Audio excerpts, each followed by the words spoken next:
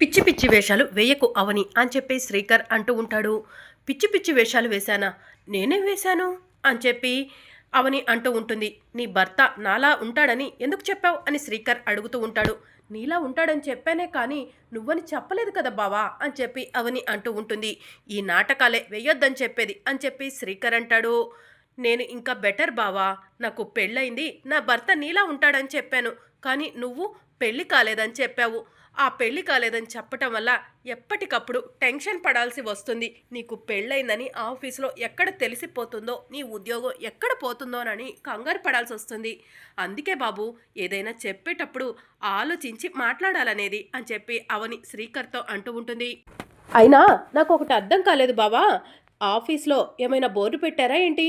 పెళ్లి కాని వాళ్ళకు మాత్రమే ఉద్యోగాలు ఇస్తామని అలా ఏం బోర్డు పెట్టలేదు కదా, నువ్వు పెళ్లి కాలేదని ఎందుకు చెప్పావు అని చెప్పి అవని శ్రీకర్ని అడుగుతూ ఉంటుంది. ఇక శ్రీకర్ ఏం మాట్లాడకుండా అవని వైపు అలానే చూస్తూ ఉంటాడు. ఇలా మాట్లాడితేనే నాకు కోపం వస్తుంది అని చెప్పి శ్రీకర్ అవని మీదకి వెళ్ళబోతూ ఉంటాడు. ఆగు బావా, నువ్వు కంగారులో చెయ్యి కూడా తుడుచుకోకుండా వచ్చేశావు, చూడు నీ చేతి నిండా తడే ఉంది అని చెప్పి అవని అంటుంది. ఇక శ్రీకర్ చెయ్యి తుడుచుకోవడం కోసం కర్చీఫ్ కోసం పాకెట్లో చెయ్యి పెట్టుకుంటాడు. కర్చీఫ్ లేదు, నాప్కిన్ లేదు, చెయ్యి ఎలా తుడుచుకుంటావు బావా?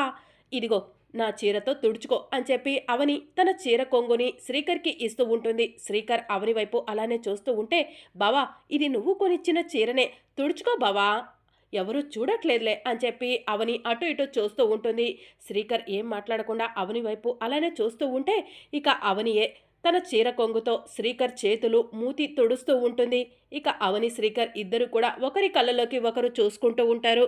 ఇక మరోవైపు వేదవతి ప్రసాదరావు ఇద్దరూ కూడా బయట కూర్చొని మాట్లాడుకుంటూ ఉంటారు.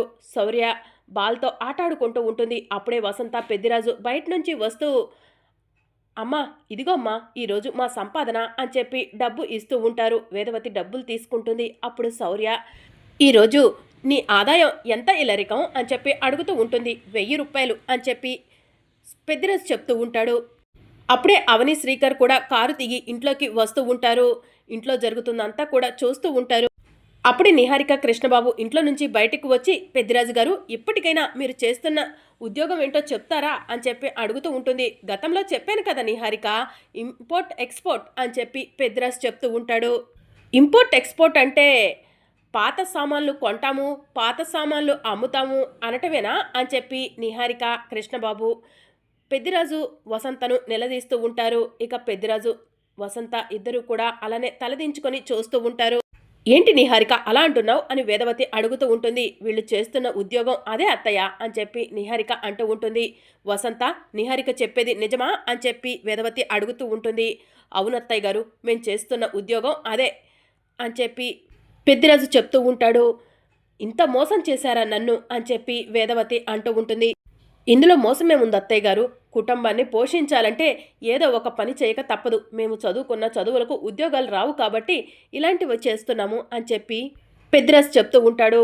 జరిగిందేదో జరిగిపోయింది, ఇక మీదట ఇలాంటి పనులు చెయ్యకండి, లోపలికి వెళ్ళండి పెద్దిరాజు, మంచి ఉద్యోగం చూసుకో అని చెప్పి ప్రసాదరావు చెప్తూ ఉంటాడు. మీరు లోపలికి వెళ్ళటానికి వీల్లేదు, మీరు నా దగ్గర నిజాన్ని దాచిపెట్టారు, మీరు ఇంట్లో ఉండటానికి వీల్లేదు, బయటికి వెళ్ళండి అని చెప్పి వేదవతి అంటుంది.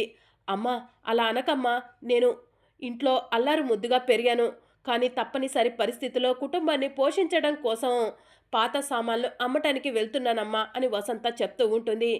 అవునత్తయ్య గారు, ఇంటిని పోషించుకోవాలంటే మగాడిగా కష్టపడాలి కదా, మనకి ఆస్తులు ఉన్నన్ని రోజులు కూర్చొని తిన్నాము, ఇప్పుడు ఆస్తులు లేనప్పుడు కష్టపడాలని చెప్పి మేము అలాంటి పని చేయడానికి సిద్ధపడ్డాము అని చెప్పి పెద్దిరాజు చెప్తూ ఉంటాడు.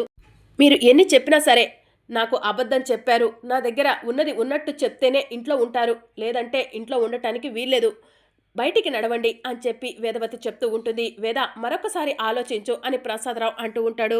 ఇక నేను ఏమీ ఆలోచించను, కృష్ణ వెళ్ళి వీళ్ళ లగేజ్ బయటికి తీసుకురా అని వేదవతి అంటుంది. సరే అమ్మా అని చెప్పి కృష్ణబాబు లోపలికి వెళ్ళి పెద్దిరాజు వసంత లగేజ్ తీసుకొని బయటికి వస్తాడు. ఇదిగో నీ లగేజ్ అని చెప్పి పెద్దిరాజు లగేజ్ని విసిరేస్తాడు. అక్క, తప్పనిసరి పరిస్థితిలో నీ లగేజ్ కూడా బయటికి విసిరేస్తున్నానక్క అని చెప్పి కృష్ణబాబు వసంత లగేజ్ని బయటికి విసిరేస్తాడు. ప్లీజ్ అమ్మా, నేను చెప్పేది వినమ్మా, అని చెప్పి వసంత ఏడుస్తూ ఉంటుంది. ఇక నేను ఎవరు చెప్పినా కూడా వినను. నన్ను మీరు మోసం చేశారు. మర్యాదగా బయటికి నడవండి అని చెప్పి వేదవతి అంటూ ఉంటుంది. ఇక అప్పుడే అవని శ్రీకర్ ఇదంతా చూసి ఆగండి అని చెప్పి పరిగెత్తుకుంటూ లోపలికి వస్తారు. అత్తయ్య, మావయ్య హోటల్లో సర్వర్గా పనిచేసిన విషయం నాకు తెలుసు. అలాగే బావ డెలివరీ బాయ్గా చేసిన విషయం కూడా నాకు తెలుసు. అలాగే వసంత వదిన, పెద్దిరాజు అన్నయ్య పాత సామాన్లు అమ్ముతున్న విషయం కూడా నాకు తెలుసు. ఈ విషయాలన్నీ తెలిసి కూడా నేను మనసులోనే పెట్టుకున్నాను. మీ ముందు ఏ రోజు కూడా బయట పెట్టలేదు. ఎందుకంటే మీరు బాధపడతారని. ఆ విషయాలన్నీ పక్కన పెడితే మావయ్య సర్వర్గా పనిచేయడం తప్పు లేదు, బావ డెలివరీ బాయ్గా పనిచేయడం తప్పు లేదు అన్నప్పుడు వసంత వదిన, పెద్దిరాజు అన్నయ్య పాత సామాన్లు అమ్మటంలో తప్పేముంది? ఈ నిహారిక లాగా ఇంట్లో కూర్చొని తినటం తప్పు, కానీ కష్టపడి పనిచేసి డబ్బు సంపాదించడం తప్పు ఎలా అవుతుంది అత్తయ్య అని చెప్పి అవని వేదవతిని అడుగుతూ ఉంటుంది. ఏయ్ నంగనాచి, పిచ్చి పిచ్చి వేషాలు వెయ్యకు. నువ్వు నీ మొగుడు ఏం ఉద్యోగం చేస్తున్నారు? అన్నయ్య వదిలను తప్పు పడుతున్నారు. వాళ్ళు కష్టపడి మీరు ఇంట్లో ఖాళీగా కూర్చుంటుంటే తీసుకొచ్చి తిండి పెడుతున్నారు. అది చాలదన్నట్టు వాళ్ళను ఇంట్లో నుంచి బయటకు గెంటేయాలనుకున్నావు కదా అని చెప్పి అవని అంటూ ఉంటుంది. నా మీద నీ ప్రతాపం చూపిస్తున్నావేంటి అవని అని చెప్పి నిహారిక అడుగుతూ ఉంటుంది. అన్నయ్య వదిలను ఇంట్లో నుంచి బయటకు పంపించాలని ప్రయత్నం చేసింది నువ్వే కదా. నీ మొగుడు ఏం ఉద్యోగం చేస్తున్నాడో తెలుసుకుంటాను. గుర్తుపెట్టుకో నంగనాచి, నిన్ను నీ భర్తని ఇంట్లో నుంచి బయటకు గెంటిస్తాను అని చెప్పి అవని నిహారిక్కు వార్నింగ్ ఇచ్చి అక్కడి నుంచి వెళ్ళిపోతుంది. హలో అవని, నేను చేస్తున్న ఉద్యోగం గొప్ప ఉద్యోగం, తల్లిదండ్రుల పేరు నిలబెట్టే ఉద్యోగం. నువ్వు నన్ను ఏం చేయలేవు అని చెప్పి కృష్ణబాబు అంటూ ఉంటాడు. అత్తయ్య గారు, మేము పాత సామాన్లు అమ్ముతున్నామని చెప్పకపోవడం తప్పే, మమ్మల్ని క్షమించండి అని చెప్పి పెద్దిరాజు అంటూ ఉంటాడు. పెద్దిరాజు, నీ లగేజ్ తీసుకొని నువ్వు లోపలికి వెళ్ళయ్యా, రేపు మంచి ఉద్యోగం చూసుకో అని ప్రసాదరావు చెప్తూ ఉంటాడు. ఇక పెద్దిరాజు లగేజ్ తీసుకొని లోపలికి వెళ్ళిపోతాడు.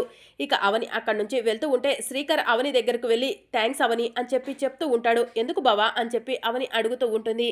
ఎందుకంటే ఎన్నోసార్లు నా కుటుంబం ముక్కలవ్వకుండా కాపాడావు అవని. నేను డెలివరీ బాయ్గా చేస్తున్న విషయం నీకు ముందే తెలుసు. నాన్న సర్వర్గా పనిచేస్తున్న విషయం ముందే తెలుసు. అక్క బావలు పాత సామాన్లు అమ్ముతున్న విషయం తెలిసి కూడా ఇంట్లో చెప్పలేదు. అమ్మ బాధపడుతుందని మా అమ్మ గురించి ఆలోచించావు. అవన్నీ పక్కన పెడితే ఆ నిహారిక కుట్రలో భాగంగా వసంత అక్క కూడా నిన్ను అపార్థం చేసుకుంది. నిన్ను ఎన్నోసార్లు అవమానించింది. ఆ విషయాలన్నీ మనసులో పెట్టుకోకుండా వసంత అక్కను, పెద్దిరాజు బావను ఇంట్లో నుంచి వెళ్లకుండా అడ్డుకున్నావు. అందుకే నిన్ను అభినందిస్తున్నాను అవని అని చెప్పి శ్రీకర్ అంటూ ఉంటాడు. బావా, మీరు నన్ను వద్దనుకున్నారే కానీ నేను మిమ్మల్ని వద్దనుకోలేదు. ఇది నా కుటుంబం అనుకున్నాను. నా కుటుంబం ముక్కలవుతుంటే చూడకూడదు అనుకున్నాను. అందుకే ప్రతి విషయంలో మీకు సపోర్టుగా ఉన్నాను బావా. కానీ మరి నువ్వెందుకు బావా నా విషయంలో సపోర్టుగా ఉండలేకపోతున్నావు? ఎందుకు బావా నన్ను దూరం పెడుతున్నావు? నా కూతుర్ని ఎందుకు బావా దూరం పెడుతున్నావు? అక్షయ సాక్షాత్తు అమ్మవారి స్వరూపం అని, కారణ జన్మురాలని, అత్తయ్య జాతకమని సిద్ధేశ్వర స్వామి చెప్పారు. సిద్ధేశ్వర స్వామి చెప్పిన అన్ని మాటలను నమ్ముతున్నాం కదా. మరి అక్షయ్ విషయంలో ఎందుకు బావా నమ్మట్లేదు? అక్షయ అక్రమ సంతానం కాదు బావా, నీకు నాకు పుట్టిన కూతురే. ఒక తల్లికి ఎవరు ఏం చేసినా కూడా పట్టించుకోదు, కానీ కూతుర్ని దూరం చేయాలని చూస్తే తట్టుకోలేవదు బావా. ఏదో ఒకరోజు నువ్వు నన్ను అర్థం చేసుకుంటావు, నా గొప్పతనాన్ని తెలుసుకుంటావని ఎదురు చూస్తున్నాను. మన ఇద్దరం దగ్గర అయ్యే రోజు త్వరలోనే ఉంది బావా అని చెప్పి అవని శ్రీకర్కి చెప్పి అక్కడి నుంచి వెళ్ళిపోతుంది. ఇక మరోవైపు రాహుల్ తన ఫ్రెండ్స్తో కలిసి డ్రింక్ చేస్తూ ఉంటాడు. నాకు మాయకు పెళ్లి డేట్ దగ్గర పడుతుంది, కానీ మాయ ఎలాంటి ట్విస్ట్ ఇస్తుందోనని భయంగా ఉంది అని రాహుల్ తన ఫ్రెండ్స్తో చెప్తూ ఉంటాడు. అరే మామ, నాకు ఒకటి అర్థం కావట్లేదు. మాయకు నువ్వంటే ఇష్టం లేదు, కానీ ఆ విషయాన్ని తన పేరెంట్స్ దగ్గర ఎందుకు చెప్పట్లేదు అని చెప్పి రాహుల్ ఫ్రెండ్ రాహుల్ని అడుగుతూ ఉంటాడు. మాయ చాలా తెలివిగలదురా, పెళ్లిని నాతోనే క్యాన్సిల్ చేయించాలని చూస్తుంది అని చెప్పి రాహుల్ చెప్తూ ఉంటాడు. ఒరే మామ, నువ్వు మాయను ప్రేమించుంటే కనుక డైరెక్ట్గా వెళ్ళి ఈ పాటికే విషయం చెప్పేవాడివి, కానీ నువ్వు ప్రేమిస్తుంది మాయను కాదు, మాయ వెనుకన్న ఆస్తిని అని చెప్పి ఇంకొక ఫ్రెండ్ రాహుల్ని అంటూ ఉంటాడు. ఇవన్నీ అలా ఉంచండిరా, మాయ అవసరమైతే పెళ్లి పీటల మీద నుంచి లేచైనా వెళ్ళిపోతుంది. అలా జరగకూడదు, అందుకే ఆ శ్రీకర్ గడిని లేపేయాలి అని రాహుల్ తన ఫ్రెండ్స్తో చెప్తూ ఉంటాడు. ఇక మరోవైపు శ్రీకర్ ఫోన్లో ఇప్పుడే బయలుదేరొస్తాను అని చెప్పి ఆఫీస్ వాళ్ళతో మాట్లాడుతూ ఉంటాడు. ఇంట్లో ఎవరు కూడా లేరు. త్వరగా స్నానం చేసి ఆఫీస్కి వెళ్ళాలి, అర్జెంట్ వర్క్ ఉంది అని శ్రీకర్ స్నానం చేయడానికి వాష్రూమ్లోకి వెళ్తాడు. వాష్రూమ్లో నీళ్లు కూడా లేవే. స్నానం ఎలా చేయాలి? నీళ్లు బకెట్తో ఎవరైనా తెచ్చిస్తారంటే ఇంట్లో కూడా ఎవరూ లేరే అని చెప్పి శ్రీకర్ బయటికి వెళ్ళి చుట్టుపక్కల వాళ్ళను నీళ్ళ కోసం పిలుస్తూ ఉంటాడు. ఎవరూ పలకకపోవడంతో ఆఫీస్కి స్నానం చేయకుండా వెళ్తే చిరాగ్గా అనిపిస్తుంది, ఎలా అని చెప్పి ఆలోచిస్తూ ఉంటాడు. ఇక అప్పుడే అవని బయటికి వచ్చి, ఏంటి శ్రీవారు, మీ కండల్ని ఏ అమ్మాయిలకు చూపించాలనుకుంటున్నారు, అలా బనియన్ మీద బయటికి వచ్చారు అని చెప్పి అడుగుతూ ఉంటుంది. కండలు చూపించటానికి కాదు, వాష్రూమ్లో నీళ్ళు రావట్లేదు, ఆఫీస్కి అర్జెంటుగా వెళ్ళాలి అని చెప్పి శ్రీకర్ అంటాడు. అయ్యో, ఈ సిటీలో చెరువులు కూడా లేవు, స్నానం చేయడానికి కనీసం మునుగుదామంటే మరి మా ఇంట్లో పుష్కలంగా నీళ్లున్నాయి, వస్తారా స్నానం చేయడానికి అని చెప్పి అవని శ్రీకర్ని అడుగుతూ ఉంటుంది. ఏం అవసరం లేదు అని చెప్పి శ్రీకర్ అంటాడు. సరే, సెంటు కొట్టుకుని ఆఫీస్కి వెళ్ళండి అని చెప్పి అవని అంటుంది. అలాంటి అలవాటు లేదు కాబట్టే కదా ఇంతలా బాధపడుతుంది అని చెప్పి శ్రీకర్ అంటాడు. అందుకే ఒక్కసారి మా ఇంట్లోకి వచ్చి స్నానం చేసి వెళ్ళండి అంటున్నాను అని చెప్పి అవని అంటుంది.